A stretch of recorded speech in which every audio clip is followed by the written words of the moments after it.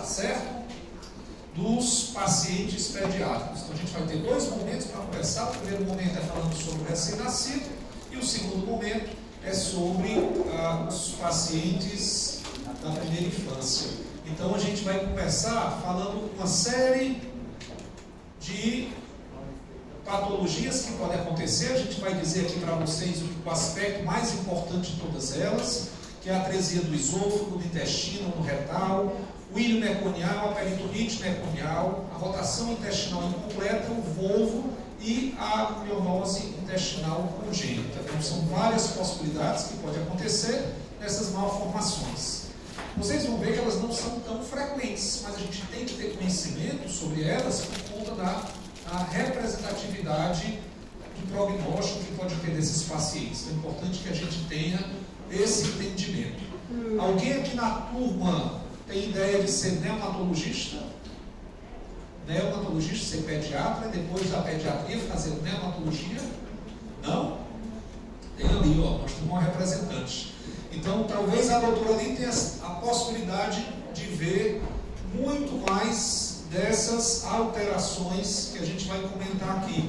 Entretanto, para quem for generalista, sabe que hoje existe a lei que tem que ter sempre um médico fazendo a sala de parto, né, das crianças. Então tem local, por exemplo, em municípios longe da capital que não vai ter neonatologista, e aí a gente vai conseguir fazer com que o médico generalista seja obrigado a fazer a sala de parto. Doutora, só uma informação, viu? O plantão do neonatologista é o plantão mais bem pago da cidade.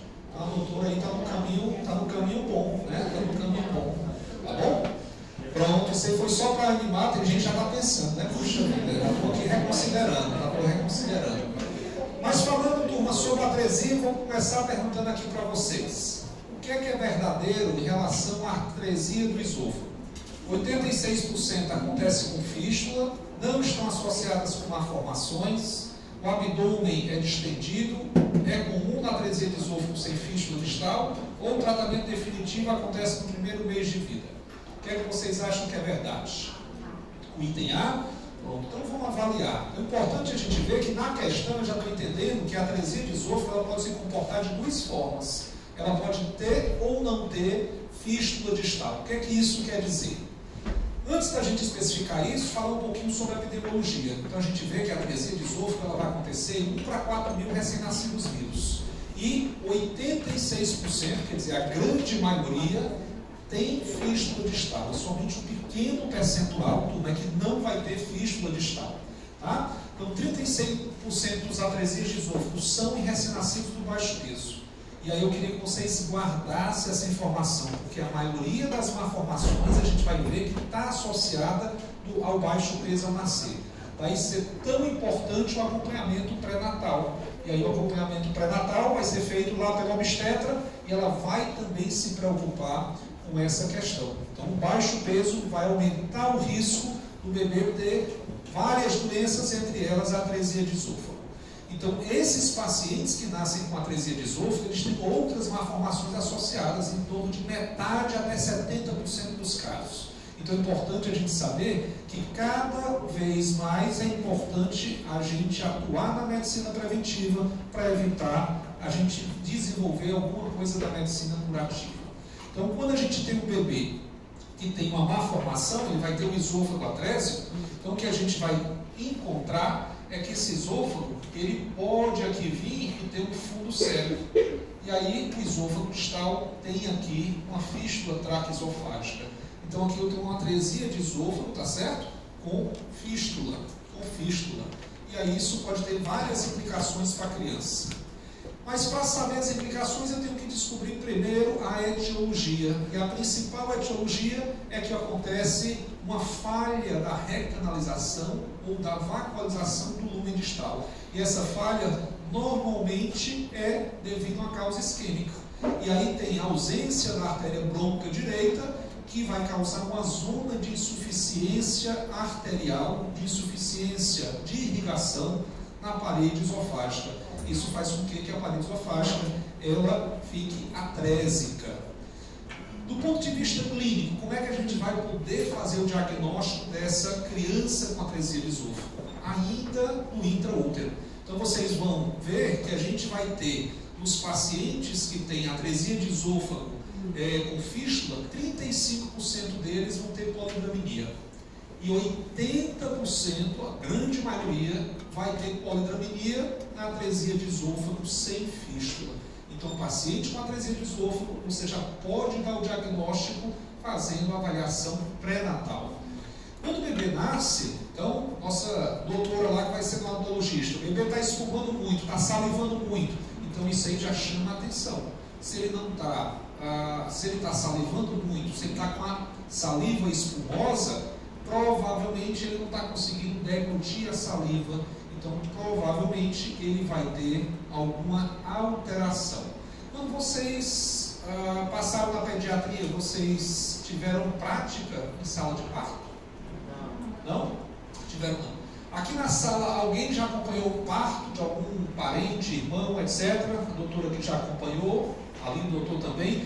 Então o que a gente vê, pessoal, quando o neonatologista pega o bebê que nasceu, ele vai fazer uma avaliação. E uma das avaliações, ele pegar uma sondinha, tá certo? E passar uma sondinha de nelaton, como se fosse uma nasogástrica bem fininha, e ele vai passar essa sondinha para ver se o esôfago está aberto. E ele vai avaliar justamente se o bebê tem ou não algum grau de atresia do esôfago. Então o bebê que vai nascer com atresia, ele faz essa avaliação, o neonatologista ele observa se ele tem essa secreção salivar espumosa e ao longo das horas vai avaliar se ele está com quadro clínico de tosse, de dispneia, de sufocação, que pode causar pneumonia aspirativa. É importante a gente saber que quando o bebê nasce com atresia de esôfago com fístula, o abdômen dele pode ser um pouquinho distendido. Mas se ele nascer com abdômen escavado, isso já vai chamar atenção para a gente ver um quadro de atresia de esôfago sem fístula. Então, se eu não tenho comunicação, então o abdômen vai estar sempre baixo, né? Ele não vai estar deglutindo ali o líquido amniótico, tá certo? Então, mostrando para vocês aqui um bebê com anatomia normal, bebê que tem atresia de esôfago aqui, ó, atresia de esôfago sem fístula. Aqui ele tem somente a fístula, aqui ele tem atresia de esôfago com a fístula. Então tem uma fístula aqui traqueoesofágica, uma fístula aqui traqueoesofágica. Então é como se houvesse aqui uma descontinuidade na atresia de esôfago com fístula do esôfago, mas tem uma fístula traqueoesofágica. E se eu tiver uma atresia de esôfago sem fístula, eu tenho uma descontinuidade aqui no trato digestório. E aí o bebê vai nascer com o abdômen escavado. Então, do ponto de vista de propedêutica, eu vou avaliar esse bebê ainda intraútero, fazendo ecografia fetal, com avaliação se ele tem polidramia ou não. Eu vou avaliar pelo ultrassom se o corpo esofágico está dilatado. Lembrar que o esôfago é um órgão que tem luz, mas a luz dele normalmente é uma luz virtual. Se em algum exame a gente vê uma luz real dentro do esôfago, é porque ele tem uma obstrução. Então, se a gente está vendo o conto esofágico dilatado, é porque ele provavelmente tem uma obstrução. E naqueles casos que tem uma atresia de esôfago sem fístula, a gente vai ver que o estômago está desfuncionalizado. E aí a gente vai observar uma microgastria. Então o estômago vai estar bem pequenininho. Então o nascimento, como eu falei, pega a sondinha, tá certo? Passa nasogástrica e vai ver se a sonda progride. Então se a sonda não progredir, se ela tiver um stop, se ela esbarrar, então você vai ver que ali pode ser que tenha uma obstrução, tá certo? E aí você pode, nesse momento, após fazer essa manobra semiótica, você fazer uma solicitação de raio-x de tórax, de abdômen e avaliar se tem ar do corpo esofágico e se tem presença de atresia de esôfago sem fístula distal. E, logicamente, como a gente falou, tem que ser pesquisadas outras malformações. Então, lembrar que metade a 70% dos casos estão associados a malformações. Então, quando o bebê tem atresia de esôfago, o que é que a gente vai se preocupar, turma? Primeira coisa é uma via aérea. Então, esse bebê não vai estar deglutindo e ele pode broncoaspirar. Então, vai manter o bebê em decúbito lateral direito, e numa posição de proclive, na posição de Trendelenburg, tá certo? Então, para quem não sabe, quando eu tenho a posição de Trendelenburg, se eu considero aqui a região cefálica do bebê e aqui a região caudal, eu vou deixar a cabecinha dele mais baixa do que as pernas. Então a cabecinha dele vai estar mais baixa do que as pernas e ele vai estar em decúbito lateral direito. Então esse bebê, para não broncoaspirar, ele tem que estar sobre aspiração das vias aéreas de forma constante, então você tem que prescrever isso, e nós temos logicamente que colocá-lo no oxigênio, aquecido e úmido. E aí a gente vai fazer antibiótico profilaxia. Segundo ponto importante, então além de evitar as broncoaspirações, a gente tem que decidir uma via de alimentação para o nosso bebê. Então, o nosso bebê ele não pode, tá certo, se alimentar. Então, se ele tiver uma atresia de esôfago sem fístula, não alimenta de jeito nenhum. E se ele tiver uma atresia de esôfago com fístula, esse alimento vai para onde? Para a árvore traqueobronquica. Então, a gente não pode alimentar esse bebê. Se a gente não pode alimentar, a gente tem que necessariamente estabelecer uma via de alimentação parenteral para esse bebê. Então tem que funcionar um acesso central e começar NPT, tá certo? NPT. E para que esse NPT? Para que esse bebê, que vocês lembram que está associado com um baixo peso, que ele ganhe peso suficiente para poder ser submetido a uma cirurgia. Então esse bebê, ele vai fazer inicialmente, tá certo? Uma etapa da cirurgia, que é uma gastrostomia. Quem sabe aqui o que é uma gastrostomia? Diga, doutora, pode dizer.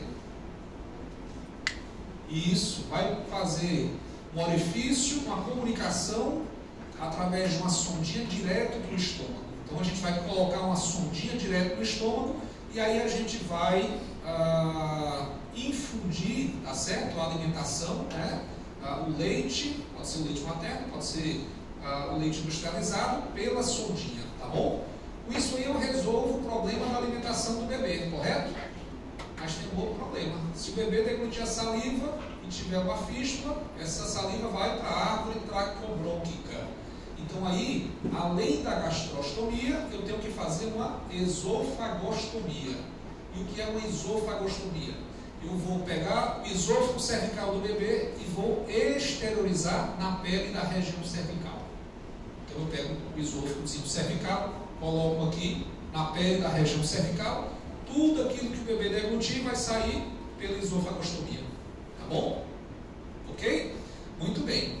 Pessoal, importante a amamentação. Vocês passaram pela pediatria ouvindo muito isso. Como é que a gente vai amamentar um bebezinho que está com a esofagostomia e com a gastrostomia? Pessoal, amamentando. Então o que é que a mãe faz? Coloca no seio materno, tá certo?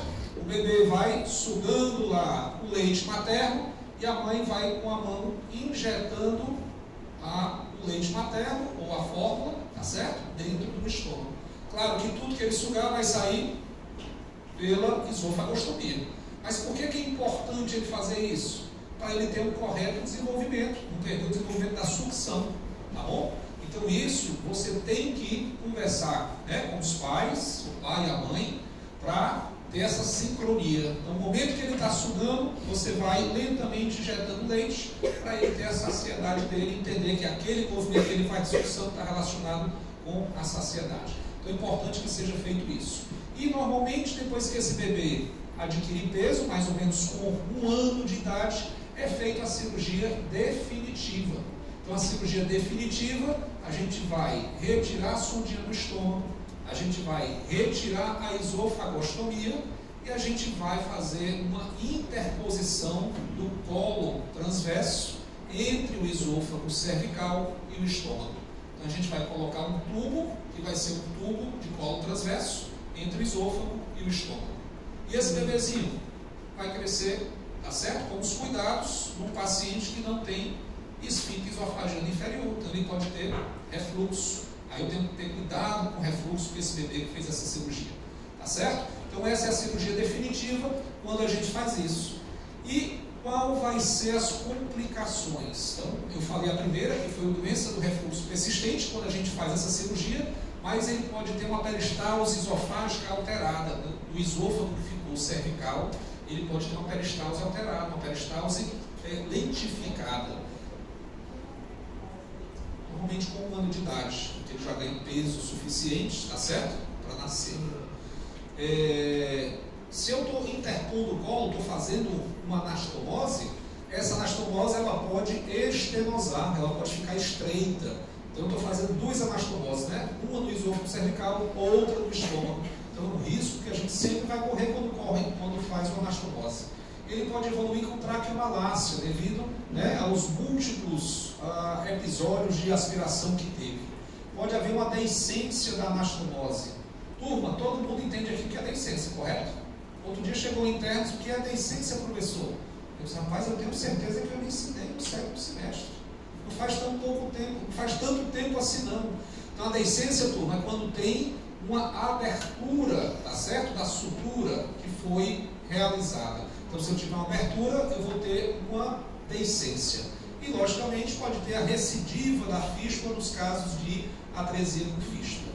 Mas de uma forma geral, 95% desses bebês, eles têm uma boa sobrevida que vai depender de 3 fatores. Primeiro, o peso, o nascimento, a gente viu que é relacionado ao baixo peso. Segundo, as complicações pulmonares, se elas foram frequentes ou não. E depois, as malformações associadas. Então, a gente comentou com vocês que a maioria dos casos está relacionada à malformação. Dessa forma, quem colocou aqui o item A, acertou, muito bem. Já estamos fazendo aqui, né, o pré-treino de vocês para a próxima prova. Aqui já é o pré-treino. Então, vamos ver. Vamos aqui para a questão número 2. Em relação à atresia do intestino. O que é verdadeiro afirmar? Só ocorre em recém-nascidos de baixo peso, não está associada a outras malformações. O quadro clínico pode ser detectado no intraútero ou a cirurgia deve ser realizada aos 5 anos de idade. Item C, gostei, foi uníssono, né? Todo mundo aqui já está entendendo aqui que pode fazer o diagnóstico intraútero. Então, o importante é que, assim como a atresia de esôfago, a atresia de intestino, ela também está associada a outras malformações, principalmente a gastroquise e a onfalocele. A gente viu lá na atresia de esôfago que tinha uma frequência de 1 para 4 mil nascidos vivos. Aqui varia de 1 para 1000 a 5 mil nascidos vivos, tá certo? E aí, pessoal, tem um detalhe. Por que essa epidemiologia varia? Porque pode variar o local da atresia. A atresia pode ser a nível do piloro, ou a nível do duodeno, do jejum, do íleo ou do colo. Dependendo do local, eu vou ter uma frequência diferente, tá? Do ponto de vista etiológico, tem a mesma hipótese etiológica da atresia de esôfago. Então, provavelmente houve uma falha na recanalização ou vacuolização do intestino, normalmente devido a uma isquemia arterial da artéria mesentérica superior, tá certo? Do ponto de vista da patogenia, o que acontece é que, no período fetal, vai ocorrer uma hipertrofia da camada muscular proximal do intestino, tentando fazer com que essa hipertrofia vença o local que tem atresia, que está atrésico. Então, se eu tenho um local no intestino que tem uma atresia, ele está causando um grau de obstrução. E o intestino, para tentar resolver isso, faz o quê? Ele hipertrofia as fibras proximais a esse local. Então, essa distensão, essa hipertrofia das alças, vai causar uma lesão nervosa, nos plexos nervosos e mais, né, e olha baixo. E aí, essa lesão nervosa vai fazer com que ocorra lesão permanente, e aí essas fibras vão ser substituídas por tecido cicatricial, por fibrose. E aí, quando a gente for fazer o tratamento desses locais intestinais que tem atresia, a gente tem que saber essa fisiopatologia. Por quê? Porque eu tenho que seccionar o local mais proximal ao local da atresia, porque essa fibra ela vai ficar espástica, vai ficar sem peristaltismo. Então, do ponto de vista clínico, a gente também vai ter uma situação de polidramia. O resíduo gástrico aqui, ele vai estar diferente da atresia esofágica, ele vai estar aumentado. A nossa obstrução é a partir do piloro, duodeno, jejum, íleo e colo. Então, esse paciente normalmente tem distensão abdominal e, após 24 horas de vida, ele apresenta essa distensão nas atresias intestinais, mas é precoce quando eu tenho ilho meconial e na peritonite meconial. Um achado clínico importante, pessoal, quando você vai examinar o bebê, é que ele tem uma peristalse visível. Então você consegue, na ectoscopia, observar o movimento das alças intestinais. E, logicamente, se a gente está diante do quadro de obstrução, esse paciente vai ter vômito. E aí esses vômitos podem ser biliosos ou sanguinolentos. Então vai depender do local da obstrução. Tá certo? Muitos desses bebês podem ter icterícia devido à imaturidade hepática que eles apresentam. E, do ponto de vista propedêutico, o diagnóstico também vai ser realizado intraútero, lá nas consultas pré-natais. Então você vai ver que o paciente vai ter uma polidramia com distensão de alça intestinal. Essa distensão vai variar dependendo do local onde o intestino tiver atrese. Quando o bebê nasce, é importante a gente fazer um raio-x de tórax nesse bebê, raio-x de abdômen nesse bebê, para a gente ver se ele tem o sinal da dupla bolha. Então, se ele tiver o sinal da dupla bolha, ele vai ter atresia de duodeno, tá certo? Se tiver poucas alças intestinais distendidas, então não tem muita, tem poucas, a atresia deve ser no jejum alto, no jejum proximal. Mas se ele tiver muita distensão de alça intestinal, provavelmente essa atresia é mais distal, a nível do colo, tá certo? No raio-x a gente vai ver que pode fazer uso de contraste. Então, se eu tiver a suspeita radiológica no raio-x simples, eu posso fazer um esôfago-gastrograma. E aí, nesse esôfago-gastrograma, a gente pode ver que tem sinais de obstrução parcial, suboclusão, que pode sugerir, tá certo, outras complicações como o volvo, que a gente vai ver adiante. E eu posso fazer ainda para avaliar esse bebê, se eu tiver dúvida, um enema opaco. Então, se eu tenho uma obstrução alta, o meu colo ele vai estar atrofiado. Então, eu vou ter um microcolo de desuso, que a gente pode avaliar pelo enema opaco. Então, aqui a gente faz o enema opaco. Vocês estão vendo aqui no enema opaco que esse colo, tá certo? Ele está hipoatrofiado. E bem aqui, ó, a gente tem o stop do contraste. Tem o stop aqui do contraste, tá bom? Então, a gente tem o microcolo aqui de desuso. Então, do ponto de vista terapêutico, então nasceu, desconfiou de atresia intestinal, o que é que a gente tem que fazer? A gente tem que se manejar como se estivesse diante de uma obstrução intestinal. Então, eu vou fazer antibiótico profilático ou terapêutico, dependendo do caso, e se eu constatar que esse paciente tem sinais sistêmicos de infecção, eu mantenho a antibiótico terapia. Logicamente, se eu tenho distensão gástrica, o bebê está vomitando, com vômito bilioso, com vômito sanguinolento, passa a sonda nasogástrica para proteger via aérea e evitar broncoaspiração. Como está obstruído, não tem via de alimentação definida. O que é que eu tenho que fazer? Passar um acesso central e iniciar uma nutrição parenteral para esse bebê até que ele tenha o intestino em condições de receber o alimento. E aí, pessoal, diferentemente lá da atresia de esôfago, eu não vou esperar ele ganhar peso. Eu já vou fazer a cirurgia de urgência desse bebê. Para que fazer a cirurgia de urgência? Para a gente identificar o local que tem atresia e a gente efetuar a ressecção do local e a ressecção da alça proximal. Professor, no caso da atresia de esôfago, vai depender do ganho de peso ou tem alguma relação com o meio de vida do paciente? Vai depender do ganho de peso, tá certo? A gente faz a terapia cirúrgica em 2 tempos. A primeira terapia faz precoce, que é a gastrostomia e esofagostomia. E o segundo tempo da terapêutica, a gente faz só quando ele estiver humano. Porque aí a gente espera que ele ganhe peso com a cirurgia de maior porte. Ok? Então, pessoal, aqui na atresia de intestino, a gente vai fazer a cirurgia de urgência. E qual vai ser a cirurgia? Ressecção da zona que está atrésica e lembrar de ressecar a zona proximal à atresia, porque está dilatada e disfuncionalizada.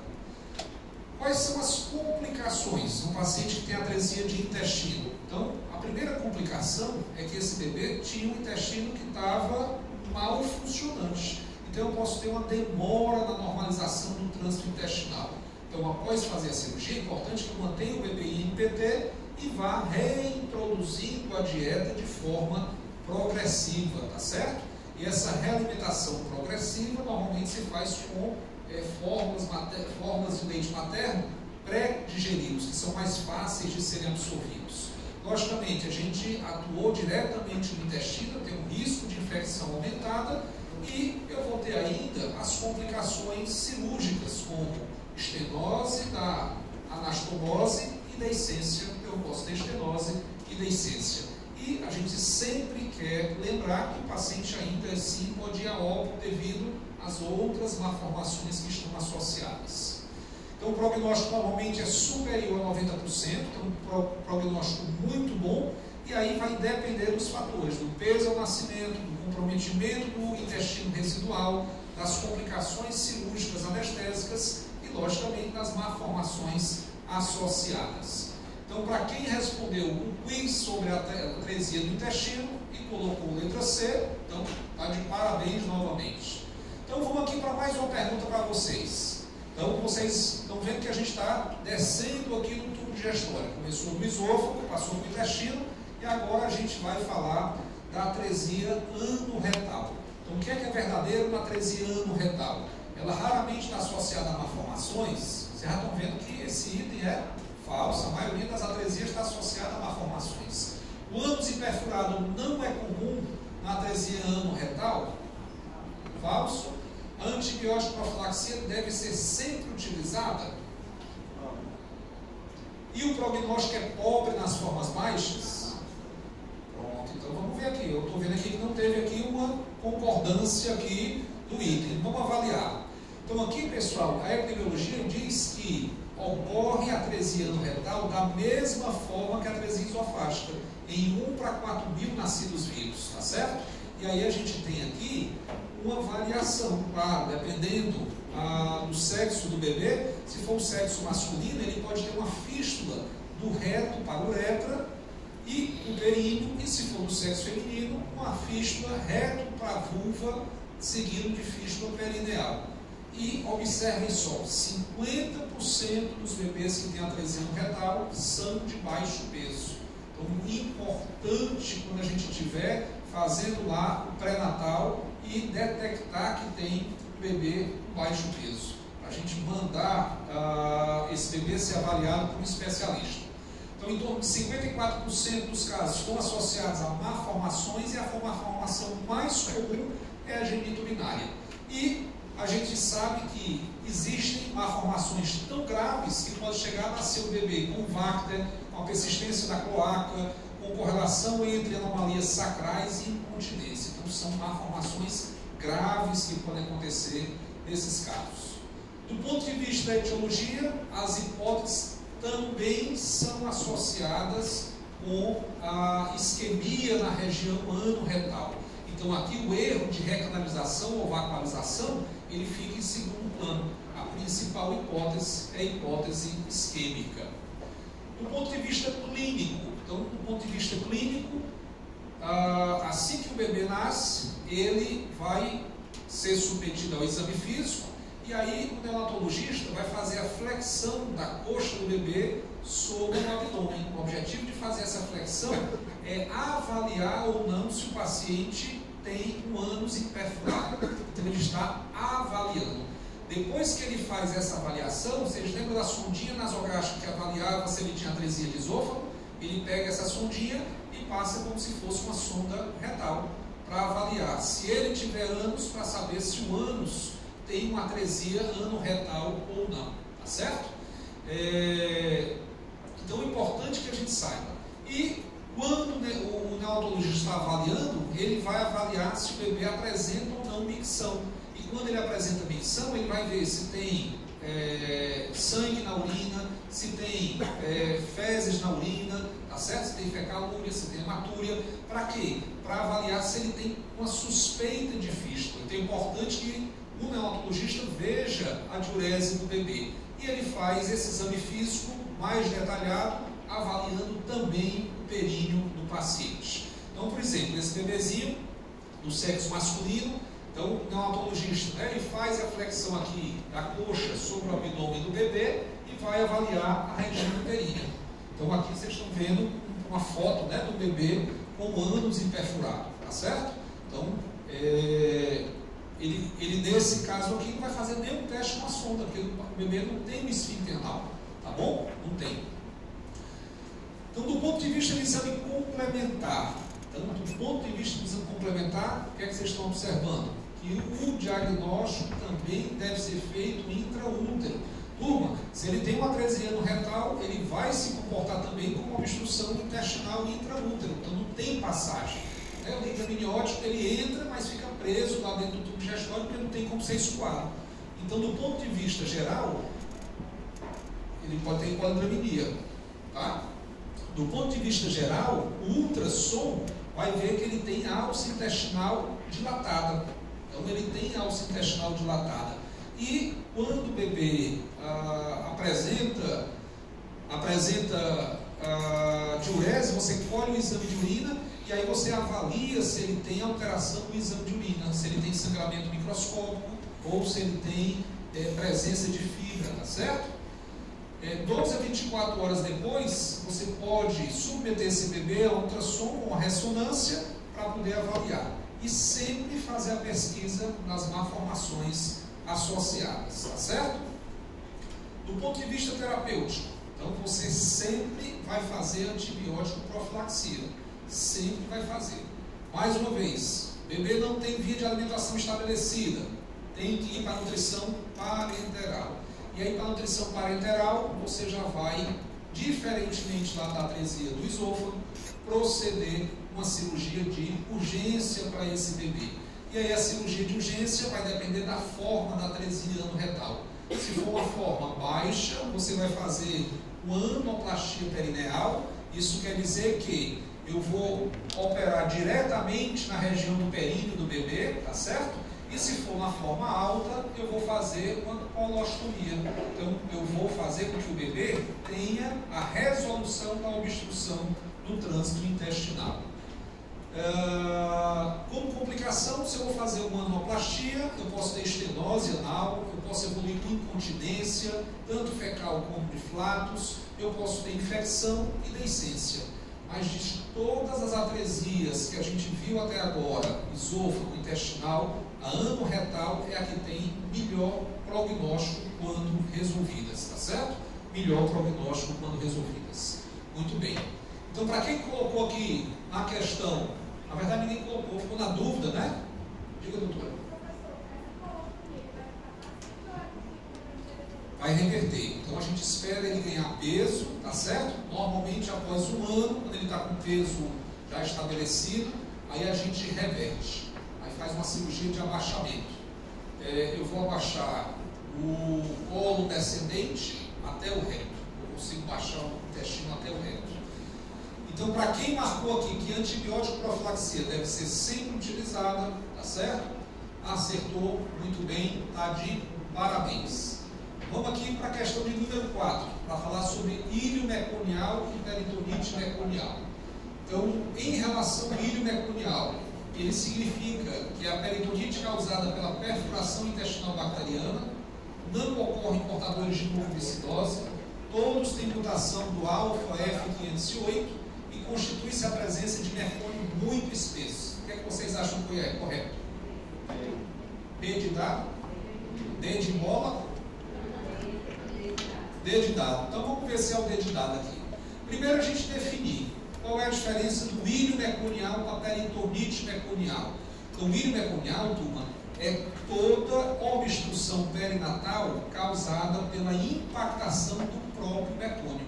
Então o próprio mecônio, que está anormalmente espesso, ele vai formar como se fosse uma rolha, ele vai formar como se fosse um aglomerado que vai obstruir.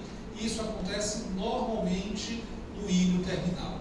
E a peritonite meconial é quando ocorre a ruptura desse intestino intraútero e o bebê tem uma peritonite dentro do útero. Só imagine aí, que desastre, né?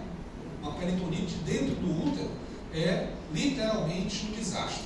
Mas vamos ouvir um pouquinho mais. Então, o ilho meconial acontece mais ou menos em 1 para 2 mil recém-nascidos vivos, e ele vai acontecer, pessoal, praticamente naqueles que são portadores de mucoviscidose, quer dizer, todos os pacientes que têm ilho meconial normalmente têm mucoviscidose, mas só 10% dos pacientes que têm mucoviscidose é que vão ter ilho meconial. É importante que a gente saiba disso. Então, 90% desses pacientes com ilho meconial ele tem algum grau de insuficiência pancreática. Isso aí acontece de forma recorrente familiarmente. Então, 25% desses pacientes eles têm uma doença autossômica recessiva. E a peritonite meconial também tem a mesma frequência e 30% desses pacientes têm mucoviscidose, mas eles têm a associação com malformação em até 50% dos casos. Para a etiologia, 70% dos pacientes têm mucoviscidose e a mutação do delta F508.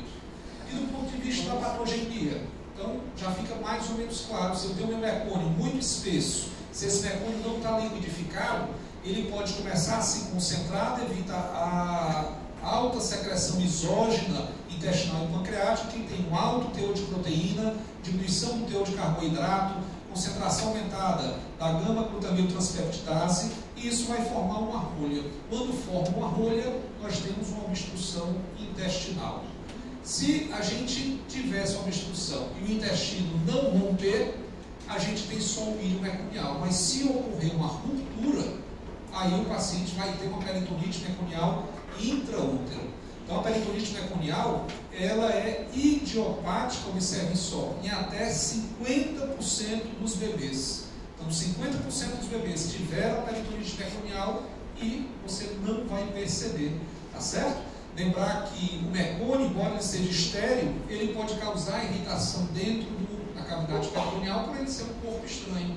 Então ele vai causar peritonite química pela intensa quantidade de enzimas que tem. Do ponto de vista clínico, o ilho meconial nas formas não complicadas é semelhante à atresia de ilho. Por que a atresia de ilho? O local, turma, que tem menor diâmetro no trato digestório é a válvula ileocecal. E é normalmente na válvula onde a rolha de mecônio ela costuma impactar. Então, o que você vai ver é que o paciente vai ter uma alça palpável com a consistência de uma borracha. Então, na verdade, essa sensação de palpar uma borracha nada mais, nada menos que a rolha de mecônio que você está palpando. E aí, você vai ver que ela está aderida à mucosa, tá certo? Do ilho. Então, essa rolha de mecônio, ela fica impactada na válvula ileocecal, no colo, no local que ela conseguir se prender. Entretanto, tem as formas complicadas do ilho meconial. Então, quais são as formas complicadas? Aquelas que têm rotação do intestino, como formação de volvo, perfuração com peritonite meconial, pseudocistos, entre outros. E é raro ocorrerem outras malformações associadas do ilho meconial. Já na peritonite meconial, nós temos 3 formas: a generalizada, a fibroadesiva e a cística. Então, a generalizada é quando acontece uma perfuração e essa perfuração acontece a menos de 48 horas do parto. Então, o paciente, o bebezinho, vai nascer com uma ascite volumosa, e essa ascite, logicamente, é puro mecônio. Então, vai ter fracas aderências, poucas e finas calcificações. A fibroadesiva, turma, essa é que é uma perfuração antiga. O mecônio está disseminado, entretanto, nós já temos calcificações grosseiras. E aí ela pode sim ser assintomática ao nascer. E a menos importante das 3 é a peritonite meconial cística. E aí nós temos uma perfuração aberta, só que o próprio organismo vai conseguir bloquear essa perfuração. Então forma como se fosse um meconioma, tá certo? Uma coleção de mecônio. Do ponto de vista de diagnóstico, para a gente fazer, na peritonite meconial, a gente vai ver calcificação abdominal, e a gente pode ver no raio-x simples que tem distensão abdominal, então vai funcionar também como obstrução intestinal. E no ilho meconial, a gente vê imagem de miolo de pão ou de bolhas de sabão na fossa ilíaca direita. Por quê? Porque a rolha de mecônio normalmente vai estar nessa região. Então, na peritonite vão ter várias calcificações, principalmente se acontecer associado com atresia retal e tiver fístula reto-urinária. Então, a gente pode fazer um edema opaco. Esse edema opaco vai mostrar o microcólon e o íleo meconial. Vai mostrar a presença dos nódulos meconiais. E para a gente fechar o diagnóstico, turma, a gente avalia se o paciente tem mucoviscidose. Aí você faz um teste do suor, ou um teste de Borg-Manning e a avaliação genética. Então a gente vê aqui o bebezinho, o íleo meconial, fez o raio-x, tem aqui ó, todo o intestino e bem aqui uma área espessada, tá certo? Espessada, formando a agulha. E aqui no raio-x a gente vê, ó, em ortostase, a distensão do intestino proximal. Então ele se comporta como uma obstrução intestinal. Do ponto de vista terapêutico, o que é que a gente tem que fazer? Fazer a conduta para a obstrução intestinal. Então o bebezinho não está podendo se alimentar, a gente tem que hidratar. Ele pode estar vomitando, tem que passar a sonda nasogástrica. Ele está vomitando, perdendo eletrólito, tem que fazer correção dos distúrbios hidroeletrolíticos, tá? Então, do íleo meconial, a gente vai fazer enema hiperosmolar até dois enemas em 24 horas, com o objetivo, tá certo, de hidratar a rolha de mecônio. Então, a gente vai fazer o enema para tentar dissolver a rolha de mecônio. Então, essa é a tentativa de resolução hidrostáticas. Além disso, eu posso usar um glucolítico como a N-acetilcisteína. Então, além de fazer o glucolítico por via oral, eu posso fazer a utilização de enema. Se a gente não conseguir resolver clinicamente o íleo meconial, o tratamento tem que ser cirúrgico. E aí, o tratamento cirúrgico, pessoal, a gente vai fazer uma enterotomia, vai abrir a alça onde tem a rolha de mecônio, retira a rolha de mecônio e fecha, sutura a alça intestinal, faz uma enterorrafia. Então tem que fazer uma laparotomia ou uma enterotomia para retirar a rolha de mecônio. E a partir daí a gente fica fazendo o glucolítico para evitar que uma nova rolha de mecônio se forme. No caso da peritonite meconial, qual vai ser o tratamento? O tratamento vai depender se o paciente for sintomático. Se o paciente for assintomático, tá certo? Ele não precisa fazer nenhum tratamento específico, a conduta vai ser expectante. Se ele tiver uma forma generalizada, então ele nasceu com uma ruptura a menos de 48 horas do parto, então aí ele vai ter uma obstrução intestinal, vai ter pneu peritônio, aí ele precisa ser submetido a uma laparotomia, tá certo? Outro dia eu operei um paciente, esse paciente tinha 68 anos. Quando eu entrei na cavidade com laparoscopia, na cirurgia, ele tinha um tumor hepático, a gente ia fazer a patectomia laparoscópica.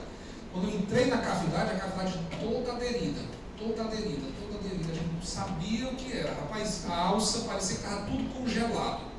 E a gente tentando manipular, mobilizar o fígado, né? Tem uns ligamentos, ligamento falciforme, triangular, redondo, tentando, e o fígado não rodava, porque estava todo pregado, todo aderido. Eu tive que converter a cirurgia, tá certo? Que era um perigo fazer por laparoscopia, a gente fez a cirurgia aberta.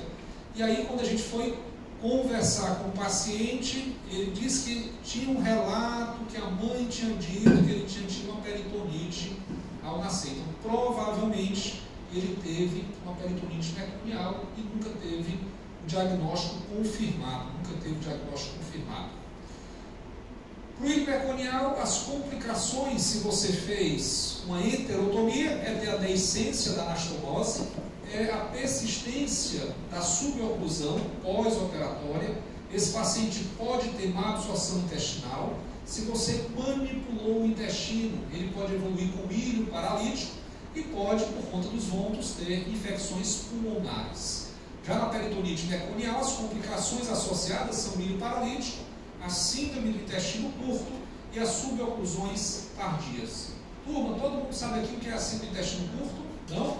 A síndrome do intestino curto, pessoal, é quando eu retiro uma parte importante do intestino, normalmente maior do que 80%. e aí o paciente fica com menos de 20% do intestino, e com isso ele não consegue absorver os nutrientes. Então isso significa que ele vai ter duas opções: vai ficar dependendo a vida toda de nutrição parenteral, ou vai ter que se submeter a um transplante de intestino. Tá certo?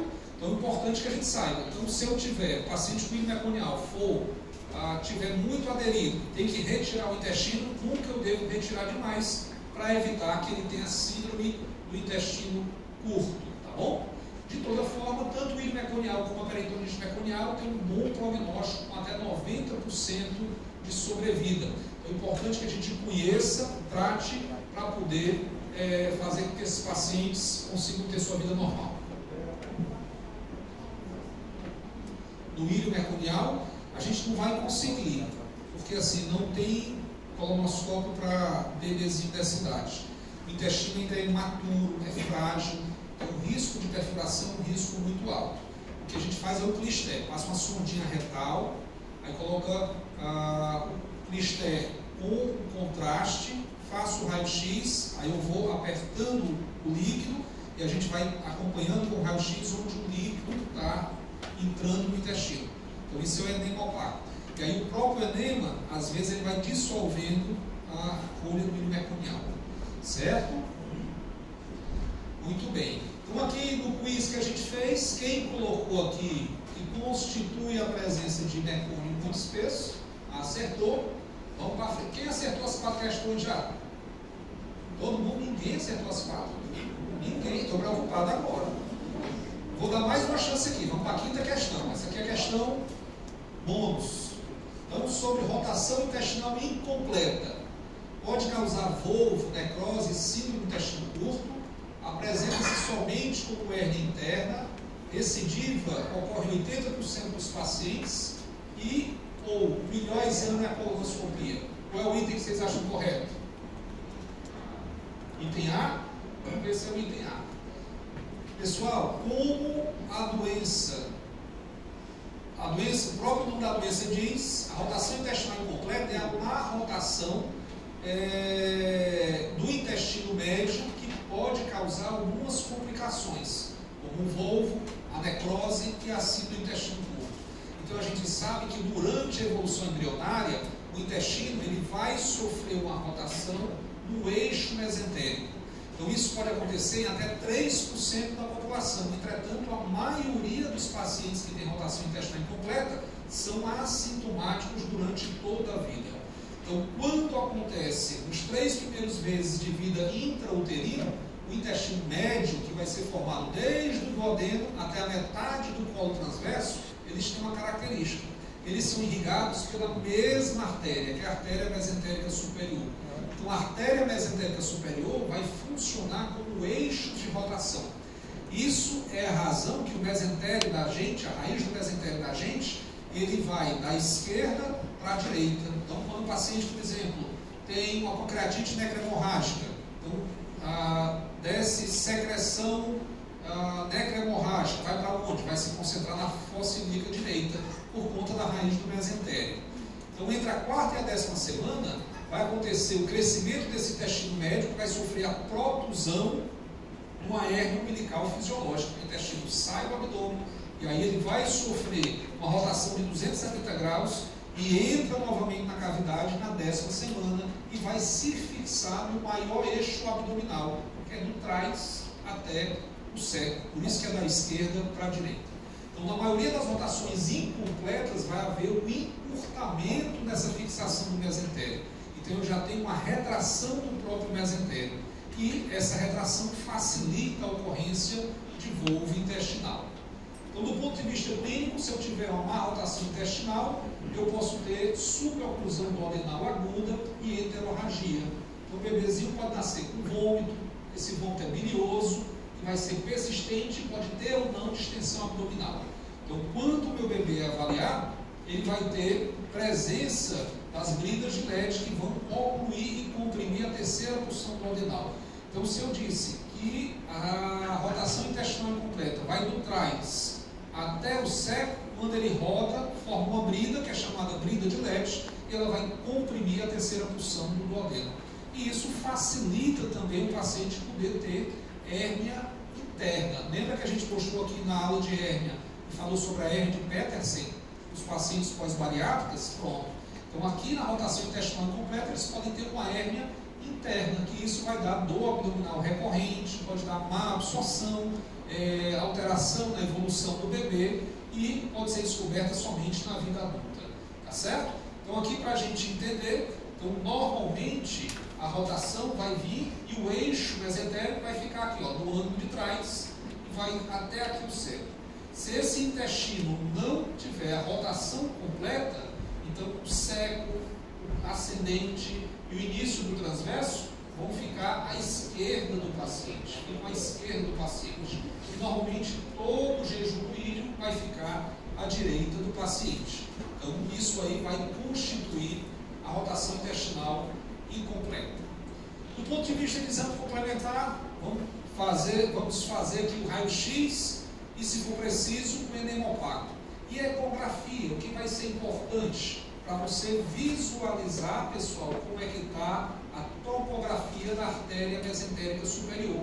Então essa ecografia, o Doppler, é para visualizar a irrigação. Do ponto de vista terapêutico, nós vamos operar todos os pacientes que são sintomáticos e, do ponto de vista preventivo, a gente vai fazer cirurgia em quem é oligossintomático e a gente descobrir que é sintomático. Por exemplo, a gente descobrir que o paciente tem sendo assintomático. Por exemplo, um paciente que a gente vai operar por um outro motivo.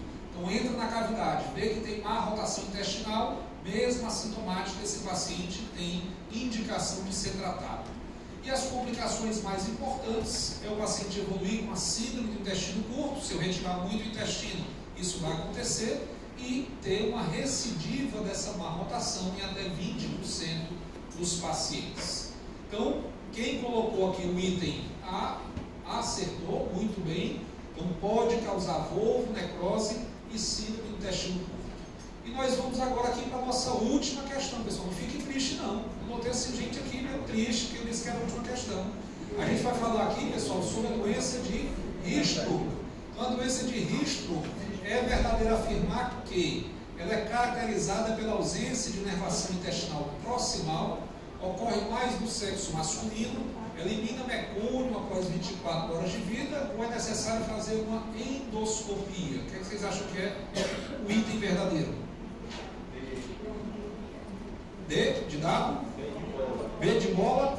Então vamos ver aqui, vamos ver se é esse item realmente.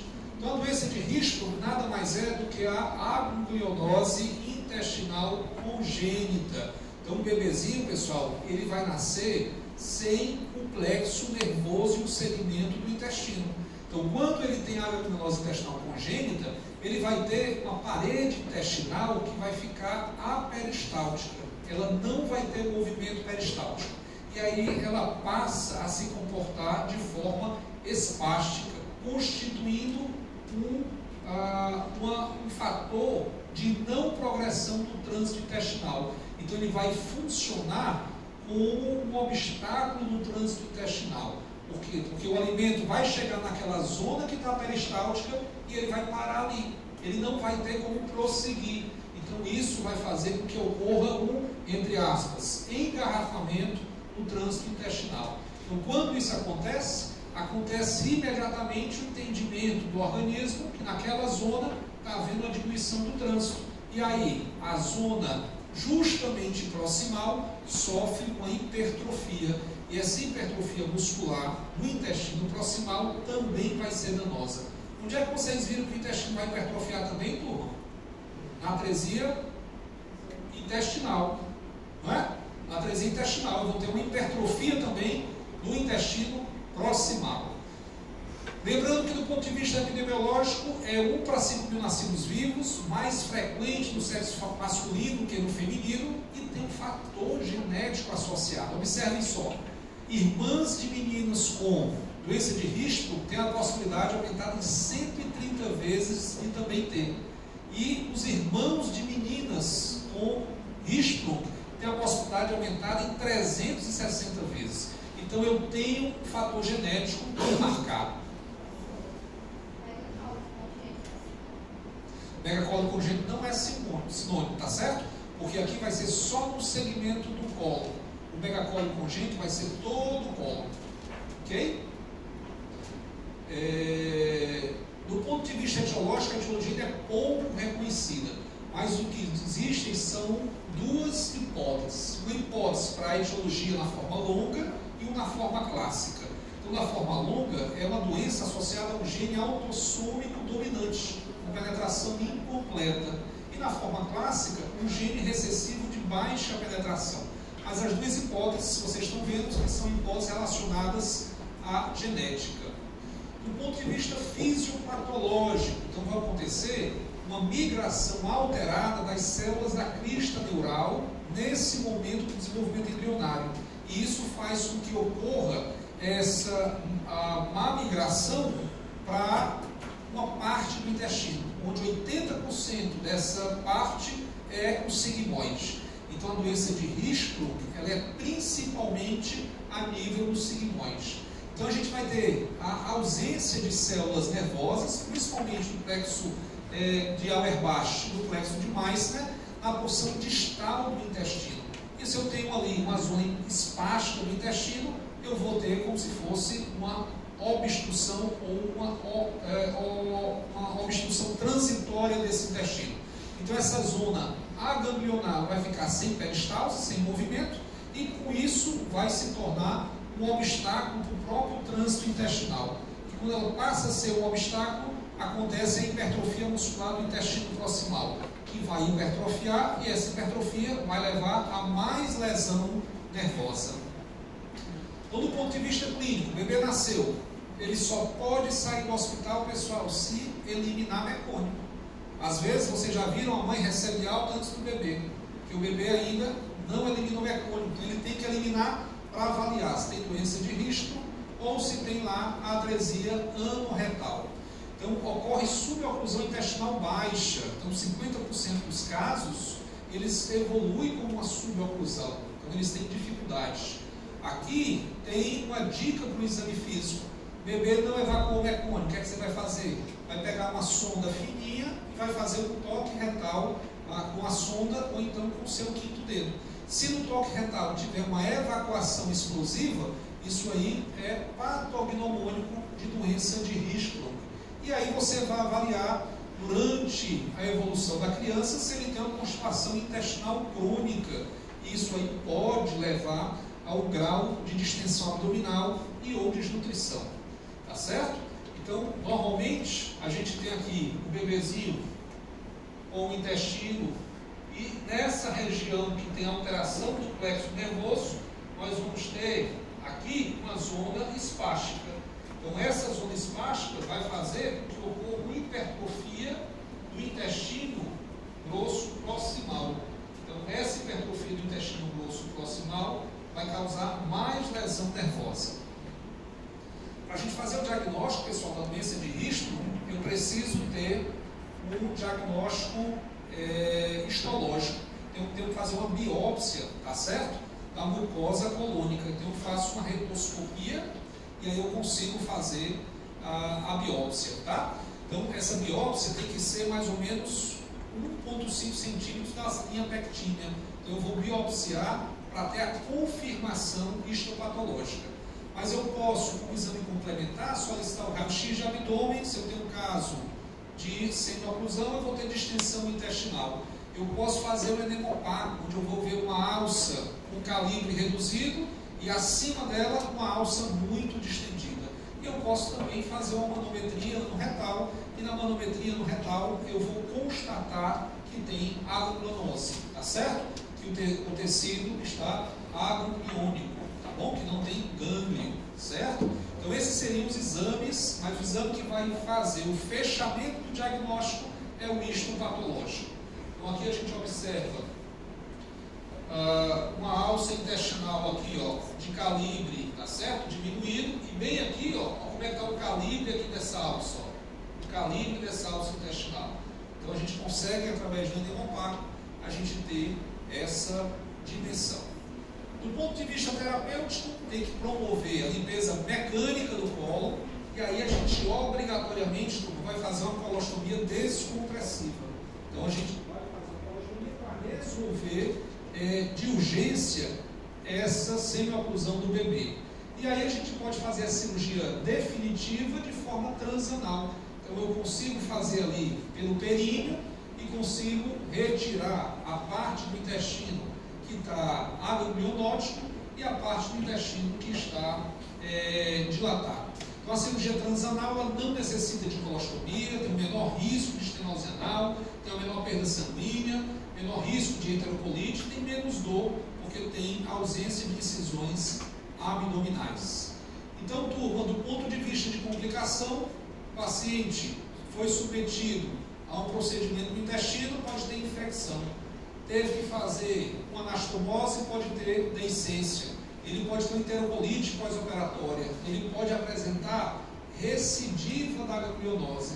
Essa recidiva, pessoal, ela é entre aspas. Na verdade, se o paciente voltou até a ganglionose, é porque você não tirou todo o segmento intestinal que estava desnervado, tá certo?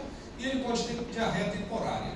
E o prognóstico, variavelmente, depende do comprimento da ganglionose e se tem alguma ou não malformação associada, mas normalmente o prognóstico é um prognóstico muito bom, muito bom.